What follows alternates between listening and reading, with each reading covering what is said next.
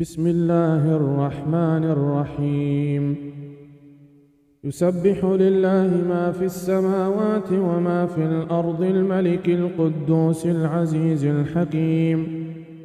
هو الذي بعث في الأميين رسولا منهم يتلو عليهم آياته ويزكيهم ويعلمهم الكتاب والحكمة وإن كانوا من قبل لفي ضلال مبين.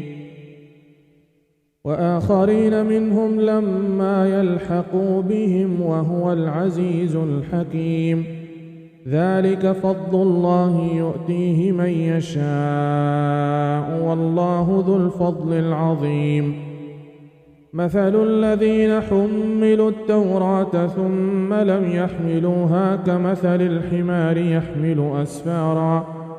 بئس مثل القوم الذين كذبوا بآيات الله والله لا يهدي القوم الظالمين. قل يا أيها الذين هادوا إن زعمتم أنكم أولياء لله من دون الناس فتمنوا الموت إن كنتم صادقين ولا يتمنونه أبدا بما قدمت أيديهم والله عليم بالظالمين.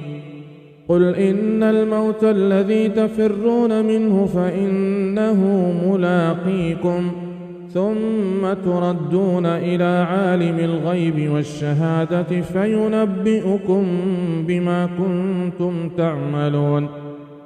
يا أيها الذين آمنوا إذا نودي للصلاة من يوم الجمعة فاسعوا إلى ذكر الله وذروا البيع ذلكم خير لكم إن كنتم تعلمون. فإذا قضيت الصلاة فانتشروا في الأرض وابتغوا من فضل الله واذكروا الله كثيرا لعلكم تفلحون. وإذا رأوا تجارة أو لهوا انفضوا إليها وتركوك قائما. قل ما عند الله خير من اللهو ومن التجارة والله خير الرازقين.